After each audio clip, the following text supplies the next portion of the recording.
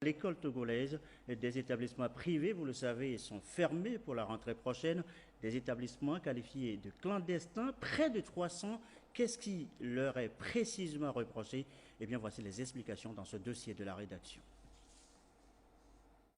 Cela s'appelle un véritable tour de vis. Sur 4 945 écoles privées visitées par la Commission centrale de contrôle et de suivi des établissements privés, laïcs et confessionnels, 295 sont qualifiés, entre guillemets, d'établissements clandestins, donc fermés. Tout ce qui est clandestin, c'est ce qui ne répond pas aux normes ou bien aux règles ou à la loi. Donc, pour les établissements privés également, il y a des normes régies par l'arrêté 1049 du 25 juin 2021.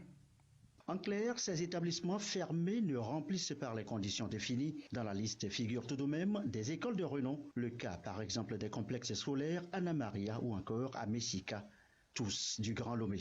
Anna Maria n'est pas fermée. Il n'y a que le jardin d'enfants qui a quelques soucis et nous sommes dans le processus de régularisation de la situation. La note était sortie, on était surpris parce que le renouvellement de l'agrément du jardin qui a tardé et le ministre a fait sortir ce communiqué. À en croire les responsables de ces deux établissements précités, seuls leurs préscolaires ou leurs jardins d'enfants sont frappés par la mesure, mais pour l'ensemble des écoles concernées, les griefs vont bien au-delà des papiers pas en règle. La première anomalie, des établissements qui sont en règle, mais qui ont fait des extensions ou des réductions de l'espace, entraînant une exiguïté. On constate également si les salles de classe qu'on a construites répondent aux normes. Est-ce qu'on a équipé? Est-ce qu'il y a les laboratoires? Est-ce qu'il y a la bibliothèque? On doit voir si dans le dossier, si c'est au primaire, est-ce que les enseignants ont le bac? Si c'est au secondaire, c'est la licence ou le master. Donc, parce qu'il est assujetti à l'autorisation d'enseigner. Conséquence, 11 000 élèves sont directement affectés par la décision. Une situation pas très heureuse pour certains parents.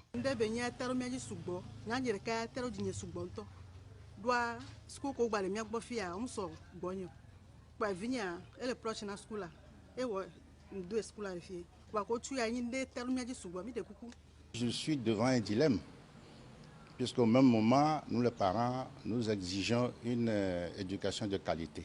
En tant que président national des parents d'élèves, je demande aux parents de garder un peu de calme, parce que ces fondateurs qui sont dans ces cas, on va les exhorter de faire diligence pour se mettre en règle. Et nous demandons aussi de l'indulgence à l'État de voir cette situation. La rentrée prochaine, c'est maintenant dans seulement un peu plus de 2 mois. Beaucoup se demandent alors le sort des établissements qui, entre-temps, parviendraient à régulariser leur situation. À chaque établissement, on lui a signifié ce qu'il faut. Quand est-ce qu'il faut le faire? Un chronogramme pour se mettre dans les normes. Ils savent, ce n'est pas une décision qui est prise sur le coup. Donc, si c'est pour un bâtiment qui ne tient pas, on ne peut pas refaire ça en 2 mois.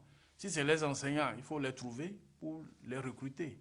Et si, dans le temps, ils arrivent à se mettre en règle, il n'y a pas de problème. À chaque degré, son processus, en attendant une éventuelle réouverture de ces écoles mises pour l'instant sous scellé, les établissements publics sont prêts, eux, à accueillir les élèves immigrés du privé, aux parents de prendre leurs dispositions.